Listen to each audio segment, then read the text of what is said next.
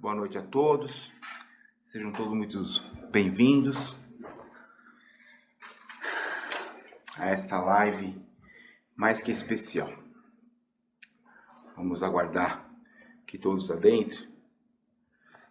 Pessoal, boa noite mais uma vez. O nosso muito obrigado ao Dorival, que generosamente nos convida para fazer uma live especial junto à Comunhão Espírita Elo do Amor de Barra Velha, Santa Catarina. Olha que bacana a tecnologia, nós aqui de Guarulhos, São Paulo, falando com todos vocês aí da Comunhão Espírita Elo do Amor. Para quem não sabe, mas acredito que todos já conheçam, ela está sendo transmitida, essa live vai ficar transmitida pela TV e Rádio Espaço Espírita. Que nós possamos, então, prestar muita atenção, todos envoltos nesse tema que é uma pintura, como Maria Santíssima é em nossas vidas. Então, nesse exato momento, eu peço que nós possamos nos recolher, por alguns instantes apenas, envolvidos pelo plano maior, por Jesus amado e os amigos benfeitores, que possamos pedir: Senhor, faça de nós o teu instrumento. Que Maria passe na frente. Que Maria nos abençoe e chegue a todos os lares que anseiam pela tua proteção, pelo seu amor, pelo seu carinho e pela sua devoção. Que possamos juntos construirmos um papo bastante positivo, uma história linda de Maria, que com certeza vai mostrar a todos nós a importância e a figura dessa grande veneranda que é Maria de Nazaré. Que Deus nos abençoe. Vamos então começar nossa live dessa noite para o Centro para a Comunhão Espírita Elo do Amor de Barra Velha. Pessoal, o tema escolhido para essa noite foi que nós falássemos da biografia de Maria de Nazaré. E eu recorri a algumas obras, um pouco de história, para a gente poder construir nesses próximos minutos algo que fique no nosso coração. A história começa mais ou menos assim. Era Maria, bem antes de nascer. Nós temos que retratar um pouquinho da história. Eu gostaria de falar um pouquinho de Nazaré. Nazaré, então, era uma pequena aldeia que ficava pertencendo à Galileia e onde se cultivava naquele exato momento, naquela oportunidade, figos, figueiras, e oliveiras. O povo era muito simples, mas era um povo muito integrado ao Torá hebraico, às leis mosaicas. E ali, além de tudo isso, nós tínhamos ovelhas, cabras, para poder dar essa sintonia à cidade de Nazaré. Naquele tempo, toda a espiritualidade maior já ansiava pelo nascituro futuro de uma jovem que seria a nossa querida Maria da história. Então havia um preparo espiritual em toda a região de Nazaré. Passado então uns dias à frente, eis que nós vamos defrontar com um casal, que é Joaquim e Ana. Joaquim e Ana, já casados, tinham uma vida muito balizada, uma vida muito em cima do Torá hebraico, de todas as informações que o próprio Torá ensinava, as leis de Moisés. E aí, como era comum naquele povo, ao final da tarde, as famílias se reuniam em seus lares para o culto do Torá hebraico, como a gente faz hoje com o culto do Evangelho.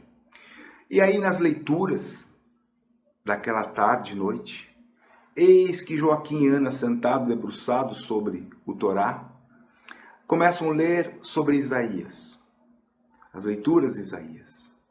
Mas algo excepcional acontece nessa noite, nessa tarde e noite. Diz os historiadores que o espírito de Maria também se achega o aconchega naquela leitura. Observando então quem seriam os seus pais, Joaquim e Ana. Olha que coisa linda. E aí, após a leitura, algo muito esplendoroso ficou no ar, algo mágico ficou no ar. Maria, em espírito, é retirado.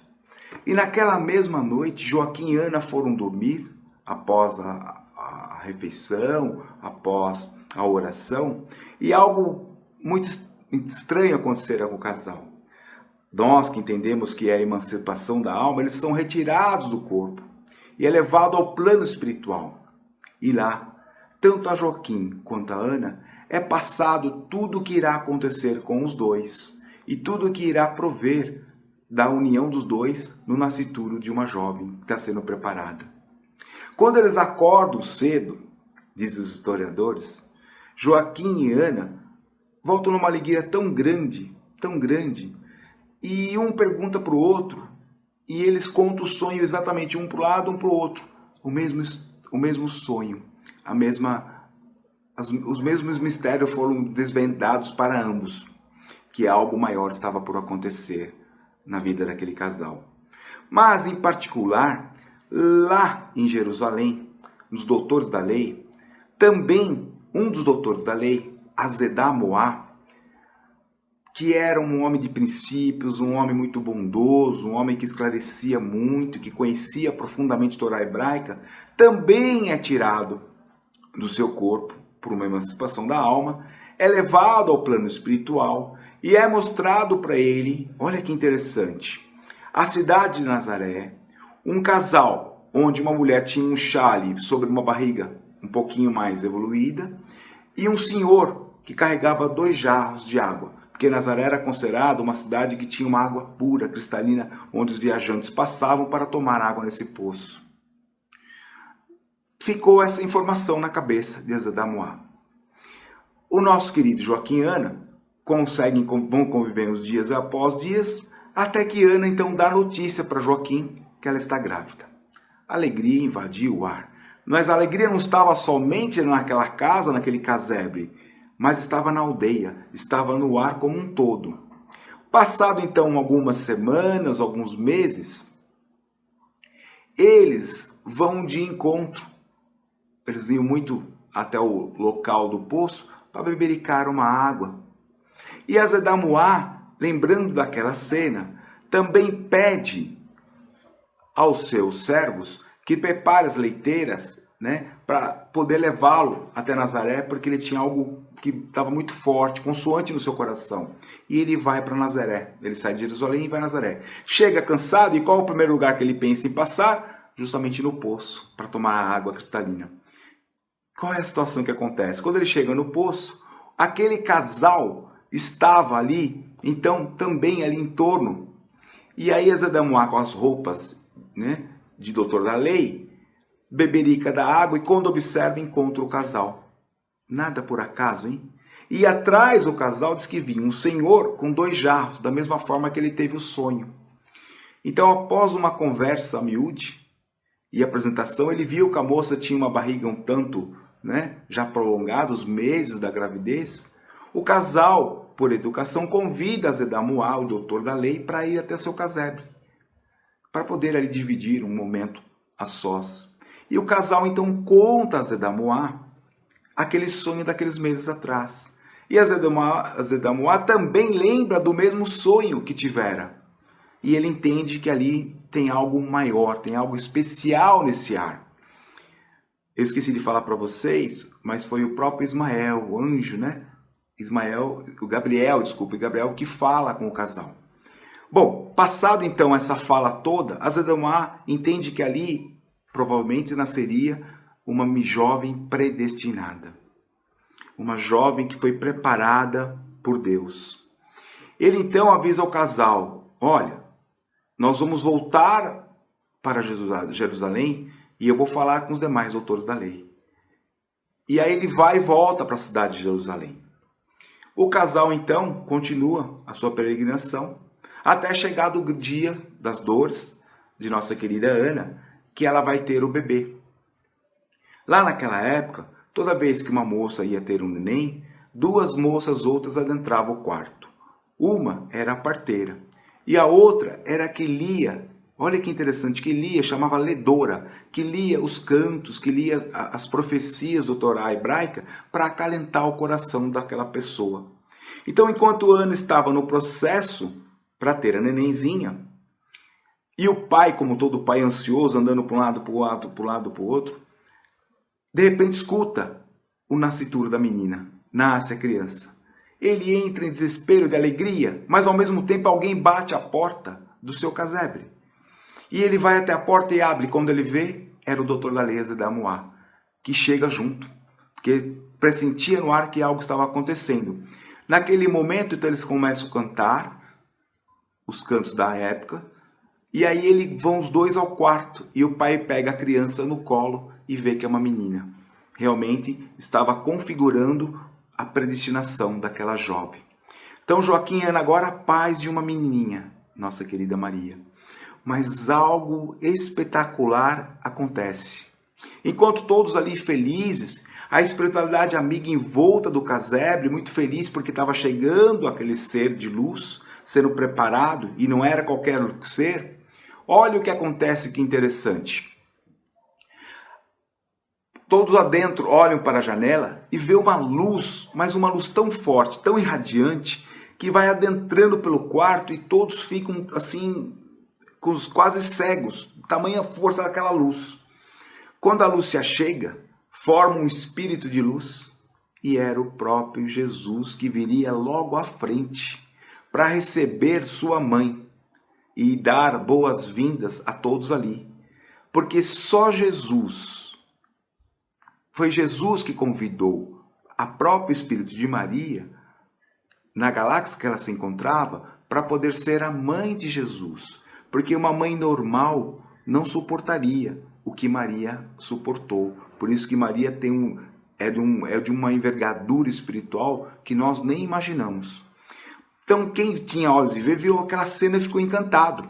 Jesus então sai da cena e Azedamoá fala: eu vou voltar para Jerusalém, mas essa criança, a partir de hoje, será cuidada com muito carinho.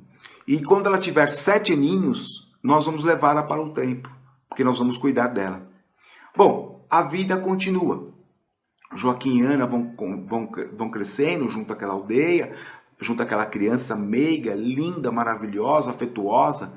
Mas algo muito interessante acontecia. A nossa querida Maria, com 5, 6, 7 aninhos, interpretava a Torá hebraica como um adulto, com uma profundidade que deixava todo mundo de queixo caído.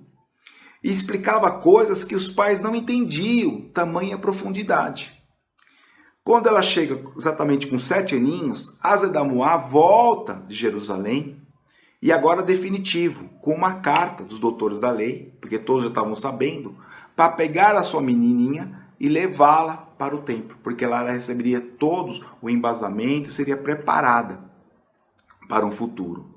Os pais, que já sabiam que essa menina era um ser predestinado, não tiveram outra saída a não ser deixar que ela fosse. E olha que interessante, quando vão a Maria e dizem a ela: filha, você vai seguir o doutor, né, da lei, Azedamoá, e vai para o templo de Jerusalém. Ela diz: seja feita a vontade do meu Pai que está nos céus. Olha que coisa fantástica. Então a nossa querida Maria vai a Jerusalém e vai receber todos os preceitos, toda a formação dogmática daquela época sobre o Torá hebraico. Ela vai aprender, junto com as outras meninas, a tecer, a coser, a aulas específicas, porque vão formando um ser humano, uma mocinha, para que lá na frente ela pudesse então ter todos os princípios da Torá, de uma jovem futura mãe, esposa, companheira, que era assim a formação. E eram poucas as crianças que tinham essa oportunidade de estar no Templo de Jerusalém, porque o custo era alto e Joaquim e Ana não teria condições. Mas a história continua. Algumas vezes, durante o ano, ela tinha permissão de voltar à casa dos pais. Não sempre, mas uma vez ou outra ela tinha permissão. O tempo vai passando e a nossa jovem já está lá beirando os seus 15, 16 anos, ela ouve uma informação, chega uma informação que o seu pai Joaquim desencarna. Sua mãe Ana, já um tanto mais velha, né, cansada, pede ao templo que libere a filha para ficar com ela, porque ela estava sentindo-se sozinha. E a jovem já estava pronta, preparada, com toda a formação que se fazia necessário. Mas sabia-se que essa criança era uma criança predestinada. E aí tinha uma outra história que dizia o seguinte, que Jesus iria nascer. Eles achavam que Jesus iria nascer em Jerusalém, e que Jesus, além de nascer em Jerusalém, seria de uma mulher especial. Quem seria essa mulher? Olha que interessante. E Maria teria que ser uma mulher virgem. E Maria, então, para quebrar essa situação, olha que o que a turma, os doutores da lei preparou. Eles devolvem ela para a mamãe, ela começa a conviver em Nazaré, com uma meiguice, com um conhecimento de causa tão grande, mas os doutores da lei estavam muito apreensivos com essa situação. O que eles fazem? Eles preparam um casamento para a nossa querida Maria. E vão de encontro a José, que seguia todos os preceitos do Torá hebraico, que sabia, conhecia da lei, que tinha uma formação de pais e de família toda ligada, né, ao templo de Jerusalém. Era um homem direito, correto, trabalhador, honesto, íntegro. Então ele tinha todos os preceitos. Então combina-se um encontro de José, um homem bem mais maduro, com a jovem Maria. E aí José viaja para a nossa querida Nazaré e diz que quando bate os olhinhos na nossa querida Maria, era um reencontro de almas. Muito mais que um reencontro carnal, era algo mágico, que estava tudo preparado. E ele sentia-se lisonjeado por ter naquela meiguice, naquela jovem talentosa, linda, cabelinhos divididos ao meio, como era típico dos nazarenos, né, e um olhar profundo, a satisfação de desposar sua mão. Como era comum na época, então os dois se enamoraram, marcaram o casamento e houve uma grande festa. Naquela época as festas eram 7 dias, né, de núpcias, festas, comidas e bebidas. Passado esse advento, então os dois agora vão morar aonde? Em Nazaré. Mas nesse mesmo interim, a nossa menina então, perante ao público, agora casada, já não seria mais a moça virgem. E não sendo a moça virgem, né? Olha que interessante aí a discrepância. Não sendo mais virgem, ela não poderia ser a mãe do futuro Messias ou Yeshua. Isso é o que está aí no ar. Mas a nossa querida Maria, passado uns meses de casamento, recebe a visita de nada mais, nada menos que o nosso querido Gabriel. E o anjo Gabriel, quando a visita, diz para ela: Maria, alegra-te, Maria, porque o Senhor é convosco. Tu darás à luz ao filho que se chamará Emanuel, que quer dizer Deus convosco. Naquele momento, ela sente seu corpo trepidar e entende por que ela viera, qual era a grande missão que ela tinha. Olha que interessante. E aí Maria, que já era um espírito iluminado, já tinha consciência plena do que estava para acontecer. E ela diz: seja feita a vontade de meu Pai. Nesse momento que ela divide com José, que ela também estava grávida, que ela seria mãe, né, em breve, há um outro fato na história muito interessante, que Herodes manda convocar todas as pessoas para um consenso, né? A palavra é contar as pessoas, né, que estavam distantes das cidades. E José, para quem não sabe, não nascera em Jerusalém, ele nascera em Betleém de Judá. Quando Herodes convoca todos para que pudesse voltar às cidades de origem para poder contabilizar, a nossa querida Maria já estava em gravidez bem adiantada. E José então é obrigado a pegar Maria e com um pouquinho mais de cuidado sobre um jumentinho, atravessar um deserto longo para chegar até Betleém de Judá. Todos os povos chegaram na frente. Eles levaram um tempo bem maior pela dificuldade da gestação e tudo mais. E quem não lembra dessa passagem? Quando José e Maria chegam em Betleém de Judá, para sua surpresa, as hospedarias estavam todas lotadas. Não havia lugar para José e Maria ficar. E a nossa querida Maria estava com a gravidez muito adiantada. Estava quase nos dias. Quando uma alma caridosa diz para José: não se preocupe, olha, se vocês não se importam, eis ali um celeiro. Durmam lá essa noite. E o casal então se recolhe junto aos animais domésticos, eles se alocam ali e vão dormir. Só que o que acontece? Maria entra no processo de gestação. E ela vem dar à luz ao nosso querido Jesus de Nazaré, o nosso pequeno Yeshua. E essa história vai ficando cada vez mais recheada. E aí quem que não lembra, né? Quando Maria então pega o seu pequeno Yeshua no colo, ela já tinha antevisto essa situação lá atrás, né? Quando ela era pequena, em espírito, né? Que o próprio Jesus vai recebê-la. Agora é Jesus que chega em seu colo. Então, eu quero lembrar aqui uma passagem que quando o nosso querida Maria é mãe, Herodes tinha no ar um bate-papo, uma conversa, que o Messias teria nascido. E ele estava muito preocupado e manda chamar os três magos para poder saber onde é que estava, se já tinha nascido, não tinha nascido esse ser humano, essa criança. Só que os três magos tinham ido até o local e já tinham visitado Jesus.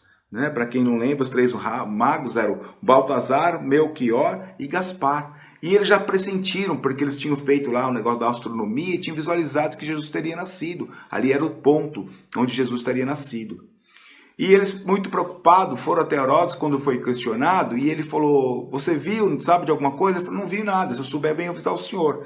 Então, naquele dia naquela semana passou os pastores, passou os magos, e aí aconteceu um fato pitoresco. Porque quando chega no 8º dia, é muito comum, né, que as crianças sejam levadas ao templo de Jerusalém, até pela tradição judaica, para fazer a circuncisão. Para quem não sabe, acho que todo mundo sabe, é o momento de tirar o prepúcio, né, do pênis da criança. E aí acontece um outro fato interessante, quando José e Maria vão com Jesus no colinho até o templo de Jerusalém, eis que um outro autor da lei estava lá presente. Naquele dia era Simeão. Quando eles chegam, que vai passar Jesus ao colo de Simeão, algo muito espiritual acontece. Segundo Chico Xavier, pelas mãozinhas, irmão X, pelas mãozinhas de Chico Xavier, Simeão era portador de uma ferida nas costas que não cicatrizava de forma alguma. Por médico nenhum seria curado. Quando Jesus chega no seu colinho, que ele recebe, ele sente um calafrio tremendo percorrendo o seu corpo e a ferida, como um passe mágico, estanca e seca. Ele já sabendo do que estava ali nas suas mãos, ele fica encantado. Ele faz o processo de circuncisão, devolve a criança nas colinhas de Maria e diz: esta criança lhe trará muitas alegrias. Mas, um dia, uma espada transpassará o vosso coração.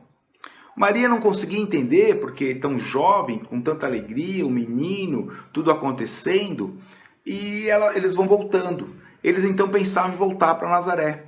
Naquela noite eles vão descansar, e o nosso querido José tem um sonho com um anjo, que manda avisá-lo: vai haver uma grande catástrofe. Pega a sua família e vai para o Egito. Foge. E José, que pressentira aquele sonho, vai correndo viajar. Passado uns dias, aí quem acompanhou a história, né, porque não dá para contar todos os detalhes, Herodes manda matar centenas de crianças. De 2 anos para baixo, muitas crianças desaparecem do cenário. E aí dizem que ele fica um período lá no Egito, o tempo suficiente até que Herodes venha desencarnar e o mesmo anjo o avisa para retornarem a Nazaré. Mas tem um detalhe interessante, diz que, são historiadores, tá? Dizem que enquanto eles estiveram por lá, 2 coisas aconteceram interessantes. Certa noite, Maria pede com muita fome, pede numa casa um naco de pão, um pedaço de pão. E o povo não deu. O povo egípcio com o povo judeu não se cruzavam, não eram amigos. E eles negaram. Dizem os historiadores que até hoje nessa aldeia, toda vez que fermenta o pão não desenvolve e não cresce. Isso é o que está nos autos aí. E num segundo momento, ela pede um pouco de água. E a pessoa deu. E dizem que lá hoje tem uma fonte de água maravilhosa nessa região lá da Palestina, né? Coisa e tal. Isso são histórias.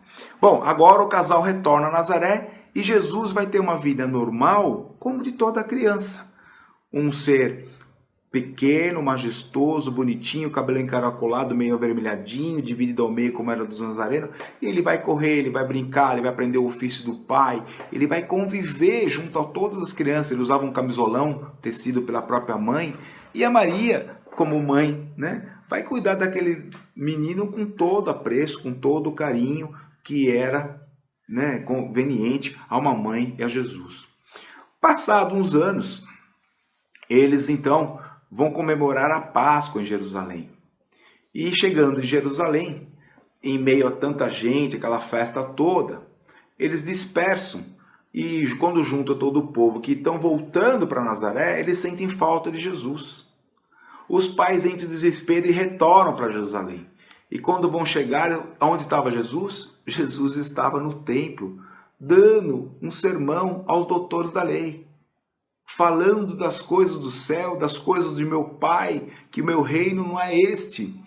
E os doutores da lei ficavam impressionados. Que criança é essa, majestosa, que vinha vindo aí? Esse é um fato também. Jesus então volta a Nazaré, fica com seus pais e vai aprender o ofício. Mas tem uma parte da história, que é dos 12 aos 30 anos, praticamente que ninguém conhece, ninguém sabe muita coisa, ou ninguém se fala disso aí. O que a gente sabe é que Jesus aprende muito bem o ofício do pai, passa a ser futuramente o provedor, né, da sua casa. Diz também nos autos que Maria teria tido outros filhos, homens e mulheres. E quando chega mais ou menos aos 30 anos, Jesus volta para a história, para o contexto. E olha que interessante. A nossa querida Maria é convidada para ir à festa de Canaã, de um casal.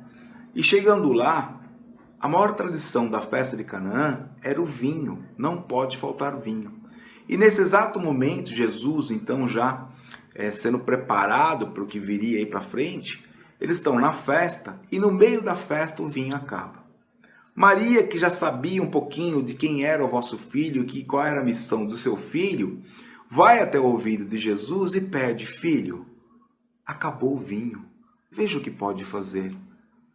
Jesus diz: mãe, eu ainda não posso interferir, não me é chegado o momento e a hora. Mas ela, que conhecia o coração profundo do Mestre amado, nosso querido Jesus, vai aos servos da casa e fala assim: prepara todo o material, porque ele vai dar um jeito. E aí acontece então o primeiro milagre, a transmutação, né, da água para o vinho, que consta lá na Gênesis, viu? Então Jesus vai lá, coloca suas mãos e acontece um processo físico aí para que a água se transforme em vinho. Só que essa notícia espalha por todos os povoados, por todas as regiões. Quem era aquele homem, aquele jovem que estava fazendo milagres? Bom, Jesus então começa a partir desse momento as suas peregrinações. Vai saindo de cidade em cidade. Maria não pode mais acompanhar todas as horas. Ele vai encontrando com seus apóstolos, vai convocando um a um para formar o seu grande grupo dos 12 apóstolos, e vai pregando e vai levando mensagens. E aí todo mundo sabe que dos 30 ao 33, Jesus trabalhou muito, andou muito, curou cegos, estropiados, trópegos, fez coisas maravilhosas, deixou um legado de um ensinamento tão profundo. E Maria, sempre que podia, vinha às cidades próximas para poder estar com Jesus, ouvir Jesus, porque aquilo era muito majestoso, aquilo era algo que dignificava e elevava o vosso espírito. Passado um período, as coisas foram ficando um pouco mais acirradas. Os cristãos eram, mesmo assim, por mais que levasse, ainda tinham as perseguições da própria Roma, né? As pessoas não aceitavam. E aí, numa quinta-feira, quando Jesus chega, depois de uma grande peregrinação, que ele volta à cidade, era uma quinta-feira da semana que ia ser o domingo de Ramos, todo o povo com os raminhos, gritando o seu nome, elevando, é o rei dos judeus, o rei dos judeus chegou. E ele ficou um tanto preocupado, aquela proclamação, aquele oba-oba em cima do seu nome, tudo que ele já tinha feito, espalharam notícia por todo o povoado. E ele convoca a todos, ele vai à casa de Simão Pedro, convoca a todos para fazer então a famosa ceia, que era a semana da Páscoa. Nessa ceia estavam as mulheres do Evangelho, Maria Madalena, né? A nossa querida Maria, enfim, e os apóstolos todos. Ali ele tem um último bate-papo com todos, um papo muito sério, de muita profundidade, deixa cada um as suas responsabilidades. E aí o que acontece? Passado isso, ele sai com os seus 3 apóstolos e vai ao Monte das Oliveiras, onde acontece aquele fato que todo mundo lembra, muito triste, onde ele é traído por Judas, é preso e ele é levado a Caifás, ao Sinédrio. Chegado lá, infelizmente, todo mundo lembra dessa história, Jesus é condenado, né? Entre ele e Barrabás, preferem Barrabás e prendem o nosso querido Jesus. Pôncio Pilato lava as suas mãos, dizendo, eu não tenho nada contra esse ser, mas o povo quer, seja feita a vontade do povo. Quando Jesus é preso e açoitado, Maria não estava sabendo. João, um jovenzinho de apenas 19 anos, o João Evangelista, corre na casa de Maria, que ela se encontrava na casa de uma prima, e convoca Maria, dizendo, Jesus, o teu filho fora preso. E ela diz, mas como meu filho fora preso? O que ele fez para merecer isso? Não é possível. E eu quero ir até lá. E João, então, espera ela pôr o chale e vai até o local onde Jesus está preso. Vê que tem sentinelas, guarda, espera pela manhã. E quando Jesus sai de manhã, ele sai açoitado, com a coroa de espinho, todo ensanguentado, que é uma parte muito dura, né, para todos nós, que somos cristãos e que gostamos e respeitamos. Eu não vou aprofundar, porque é muito delicado esse momento. E aí olha que interessante, quando Jesus sai então, com a coroa de espinho ensanguentado, ele vai em direção aonde? Ao monte de Gólgota, ou Monte das Caveiras, e ele vai passar por aquele momento de suplício, que eu vou cortar algumas partes porque é muito duro. E ali ele sofre bastante, até chegar no Monte das Caveiras ou no Monte de Gólgota.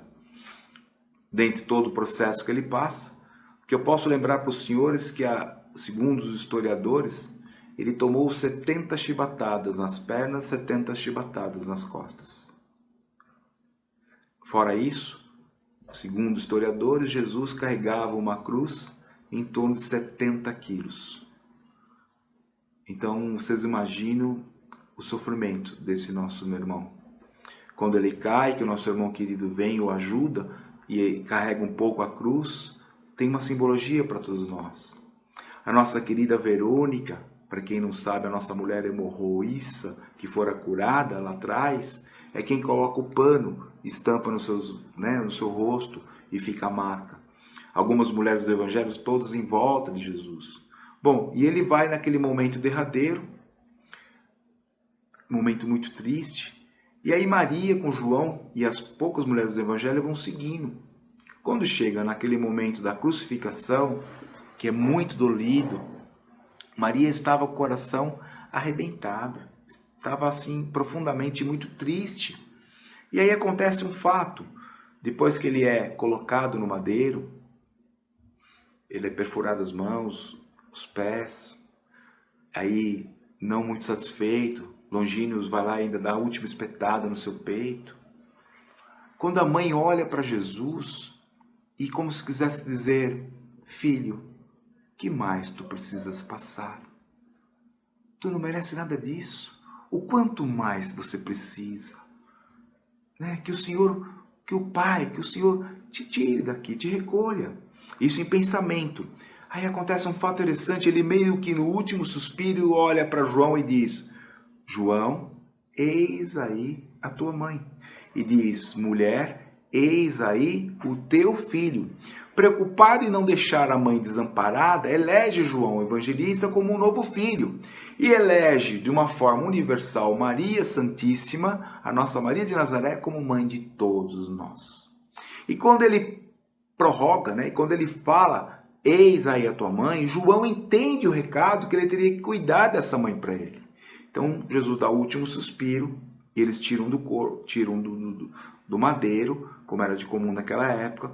Eles não tinham onde enterrar Jesus. José de Arimateia empresta, né, um local para que eles coloquem Jesus lá. Para quem sabe, quem lembra da história, passado 3 dias, né, Jesus ressuscita, aparece para Maria Madalena, ela convoca a nossa Maria e os demais apóstolos. Tomé tem dúvida que era Jesus mesmo, e Jesus aparece deixando a todos o exemplo, né, a informação da imortalidade da alma. Jesus não ressuscitou, mas na verdade ele veio trazer para nós a imortalidade da alma. A partir daí, todos os nossos apóstolos saíram a trabalhar, levando o evangelho de Jesus. De vez em quando se encontravam. João, por sua vez, foi a Éfeso e levou longe, né, o evangelho de Jesus e os exemplos, como um precursor. Passado um bom tempo, Maria de vez em quando reunia com os apóstolos, conversavam sempre sobre a orientação e o evangelho dele, os escritos. Passado um período mais longo, João retorna à cidade de Betânia e encontra com nossa querida Maria e diz: mãe, como Jesus me pedira, hoje eu vim lhe buscar. E aí a pergunta que não quer se calar é assim: por que João demorou tanto? Porque ele estava muito preocupado em ter uma casa, um espacinho para poder acolher a nossa querida Maria. Então, como ele divulgou muito o cristianismo por lá, na região de Éfeso, uma das famílias que se converteram tinham posses e doou ao nosso querido João um ranchinho, uma casinha de sapé no alto da montanha vista para o mar. Isso está na obra Boa Nova, do nosso querido Chico Xavier, capítulo 30. Quando então Maria com João vão os dois juntos para Éfeso, e ali eles vão fazer um trabalho lindo de peregrinação. Quando o povo fica sabendo que nossa Maria está lá, muita gente de muitas regiões vinham para ouvir, para confabular, para falar das coisas de Jesus. Então era um perfume que ficava no ar, era uma coisa majestosa, impressionante que ficava no ar. Segundo os autos, né, de Chico, através de Humberto de Campos, no livro Boa Nova, as prosas eram tão boas e tão consistentes que perduravam até altas horas, noite e madrugada, e ninguém tinha vontade de ir embora. Porque quando o papo é bom, quando a prosa é boa, quando tem informação, ninguém quer ir embora de uma boa roda. Imagina falar das coisas, dos exemplos de Jesus. E assim foi espalhando e formavam-se romarias, e Maria atendia um a um com muito carinho, com muito apreço. Maria atendia ali e João atendia nos vilarejos em torno de Éfeso, cada um divulgando de um jeito ou de outro. A história diz que Maria atendia centenas e centenas de pessoas, com a palavra amiga, com o pão espiritual, com a água fresca. E aí um certo dia, um desses irmãozinhos que fora assistido por Maria, olha que interessante, muito depois de ouvi-la, depois de encontrar respostas, falou: a partir de hoje eu quero chamar a senhora de Mãe Santíssima. Você é Mãe Santíssima, você é a mãe que afaga, a mãe que traz a gente no peito e nos devolve a esperança. E é dali que Maria fala a famosa frase do tudo passa, porque quando as pessoas chegavam com dores, com dificuldades, com adversidades, não encontravam resposta, ela falava das coisas de Jesus, das coisas de Deus, das coisas do céu e dizia: isso tudo passa, isso também vai passar. E as pessoas saíam fortalecidas naquele âmbito. Olha que coisa interessante. Passados uns dias a mais, nossa Maria já está um tanto cansada, um tanto velha, né? Senil, já está ficando velhinha. Olha o que acontece. Eis que ela recebe, no final de um dia, de uma tarde, um outro irmão. e ela já tinha trabalhado bastante. Estava um tanto cansada, exausta. E esse irmão, quando chega, diferente dos outros, a cumprimenta, ela pede para adentrar, serve uma água fresca, e posto ela começar a falar sobre as coisas do céu, é ele que começa a falar algumas coisas relacionadas ao céu. E ela ficou impressionada, da onde ele sabia tantas informações, porque ele veio de capuz, então não dava para identificar no primeiro momento, né? E muito meigo, uma fala muito gostosa, e ela sente um aroma, um perfume exalando no ar. Algo começa a bater mais fundo no seu coração, quando de repente ele tira o capuz, estende as mãos para ela e ela vê as marcas da cruz. Ela rapidamente olha para os pés e vê as marcas do sacrifício também, dos pregos nos pés. E ela não pensa duas vezes, ela se ajoelha, pedindo a Jesus: você veio ver-me, eis aqui a sua serva, Senhor. E Jesus, não aceitando a situação, inverte, levanta sua mãe amada, e ele ajoelha, beija suas mãos e diz: tu seguiste o evangelho do Senhor. Tu foste a fiel escudeira do Senhor aqui na terra. E é chegado o seu momento. Hoje eu estou aqui para levá-la comigo, pois o meu Pai quer que você sente-se conosco lá em cima, no seu lugar, no trono de rainha, a Mãe Santíssima. Vocês imaginam isso? Que coisa linda, que coisa mágica está aqui no nosso querida obra Boa Nova de Chico Xavier, capítulo 30. Viu? Vale a pena ler, reler, porque é majestoso. Então diz que ela entra em planto, tanto de emoção, que ela dá uma desacordada e ela dá uma apagadinha. Jesus sai da cena, alguns romeiros que chegaram, né, encontram nossa querida Maria Sim e mandam chamar o nosso querido, né, João. João chega e é o momento derradouro, porque ela então se despede, né, ela desencarna. Mas Jesus deixa uma missão aos guias e anjos espirituais que faça a mãe os últimos, que não deixe faltar nada, o que ela precisar, o que ela pedir, que eles concedam, porque é orientação. Então Maria, quando sai, né, do corpo, no desdobramento, quando ela sai definitivamente, quando ela faz o desencarne, a primeira coisa que ela encontra os amigos espirituais em torno, eles então vão acompanhando ela, volitando por todas as regiões que Jesus e todos os cristãos pregaram o Evangelho. Diz que é a coisa mais linda. Ela vai em Betsaida, ela vai em Cafarnaum, ela vai em Betânia, ela vai de cidade no entorno do rio Tiberíades, ela vai passando pelo mar, e aquilo é majestoso, e ela vê pontos e pontos de luz. Quando a gente fala do Evangelho que forma pontos de luz, é isso que ela via volitando sobre toda a região. Olha que coisa linda.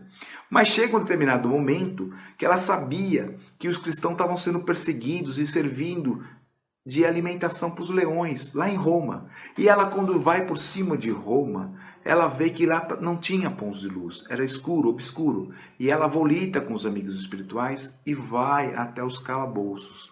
E lá ela encontra verdadeiramente a tristeza. Os nossos irmãos, assim, tristes, com fé, mas ao mesmo tempo temerosos, porque sabiam que logo serviriam de comida a Jesus.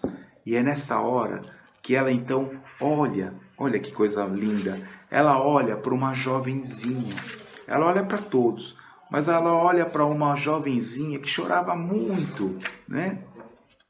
Deixa eu ver se eu acho aqui que é tão linda essa passagem que vale a pena ler, né? Para mim nem falar para vocês. Aí aquela jovenzinha tá ali chorando e ela pega, encosta em espírito para essa irmãzinha, para essa nossa irmã, e no seu ouvido ela diz: canta, canta, minha filha, tenhamos bom ânimo, convertamos as nossas dores da terra em alegrias para o céu. E aí aquela jovem sente uma força tão grande, uma energia tão grande envolvendo ela, e a triste prisioneira não sabia como compreender o porquê da emotividade que lhe fez vibrar subitamente o vosso coração, e de olhos estáticos contemplando o firmamento luminoso por meio das grades poderosas, ignorando qualquer razão da sua alegria, cantou um hino de profundidade, eternecido amor a Jesus. Olha que lindo, que traduzia sua gratidão pelas dores que lhe eram enviadas, transformando as suas amarguras em consoladoras rimas de júbilo e esperança. E assim, quando foi ver, todos cantavam, todos encantavam. Abre os portões e aqueles nossos cristãos sobem, eles nem sentem os leões devorarem, porque quando os leões batiam para tirar um pedaço, os corpos já eram retirados pela espiritualidade amiga. E aí, o último recadinho que eu queria deixar para vocês, porque nós temos um compromisso e protocolo é protocolo. Por essa razão, meus irmãos, quando ouvirdes o cântico dos templos das diversas famílias religiosas do cristianismo, não vos esqueceis de fazer no coração um brando silêncio, para que a rosa mística de Nazaré espalhe aí o seu perfume. Eu tive que acelerar um pouquinho. Eu tinha bastante detalhes para contar para vocês. Mas essa é a nossa querida Maria Santíssima. Esse ser maravilhoso, de luz, que nos encanta, que nos acalenta, que nos afaga, que nos protege. A mãe minha, a mãe de todos nós. Então, nesse exato momento que nós reverenciamos a Maria, que nós lembramos de Jesus, nosso amado, que nós possamos dizer, Mãe amada, aqui nós estamos, filhos, como vossos filhos, de mãos estendidas, servos do mesmo Filho vosso, que é Jesus. Sabemos de nossas pequenezas, da nossa pequeneza moral, da nossa pequeneza espiritual, mas se não for pertinente, que tu possa ser sempre nossa luz, que possa ser sempre as mãos dadivosas, que possa ser sempre o colo quando as dores, quando as tristezas invadiram o nosso coração. Mas tu mesmo nos disse mais de uma vez que isso também passa. E da mesma forma que tu fizeste a menina lá da cela, no momento que a dor te visitar, no momento que a agonia te passar à sua frente, a melancolia bater à sua porta, lembre-se, cante, cante, louva a Jesus, porque esse momento também irá passar e eu sei que a Senhora jamais nos deixará desamparados. Que assim seja, que Nossa Senhora, Maria, Mãe Santíssima, envolva cada um de vocês, aonde estiverem, nas suas casas, no seu cadinho. Que Deus, nosso Pai Todo-Poderoso, que tudo vê e tudo sabe, conhece a cada um de nós pelos nossos pensamentos, nossos corações, envolva cada família nesse instante. E agradeço uma vez mais aos Comunhão Espírita Ela do Amor de Barra Velha e a todos vocês que me permitiram, nesses minutos vindouros, estar com vocês, com tanto amor e com tanto carinho. Que Deus abençoe a cada um de vocês. O meu muito obrigado. Espero de verdade tê-lo colaborado um pouquinho com todos vocês. E lembre-se, tem muito material para a gente poder estudar. Boa Nova é um, Miramês tem um livro lindo sobre Maria de Nazaré e tantas outras coisas fabulosas. Que Deus proteja e ilumine e uma semana abençoada sob as bênçãos de Maria. Que assim seja.